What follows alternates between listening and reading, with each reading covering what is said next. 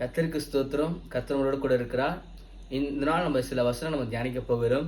ரோமர் 12:21 சொல்லுகிறது, நீ தீமையினால் வெல்லப்படாமல் தீமையை நன்மையால வெல்லுன்னு கர்த்தர் சொல்லுகிறார். ஹல்லேலூயா. இதனால் பார்த்தீங்கன்னா நம்ம அநேக பேருக்கு நிறைய பேர் தீமை செய்வாங்க உலகத்தில் இருக்கிறவங்க. ஆனா நம்மளும் அந்த தீமையை செய்யக்கூடாது. ஏன்னா நம்ம கர்த்தரோட பிள்ளைங்க. நம்ம கர்த்தரோட பிள்ளைங்களா இருக்கிறதால நம்ம தேவனோட அன்பை அவங்களுக்கு வெளிப்படுத்தணும். ஹல்லேலூயா. அது வெளிப்படுத்தும் போது தேவன் அது மூலியமா அவங்களோட பேசுவாரு. அவங்க நம்மளுக்குள்ள தேவன் என்ன பண்ணுவாரு, சமாதானமா ஆக்குவாரு. அது இல்லாம அவங்களையும் கர்த்தர் மாற்ற அநேக வாய்ப்பு உண்டு. ஹல்லேலூயா. நீங்க கர்த்தரோட அன்பை தீமையா காட்டாம கர்த்தரோட அன்பை நீங்க அவங்க மேல காட்டுங்க. கர்த்தர் அவங்களுக்குள்ள ஒரு பெரிய ரட்சிப்பு உண்டு பண்ணுவாரு. பெரிய மாற்றங்கள் அவங்க வாழ்க்கையில உண்டாகும். பரலோகராஜ்யமும் சந்தோஷப்படும். கர்த்தர் உங்களையும் ஆசீர்வதிப்பார். பெரிய காரணி செய்வார்.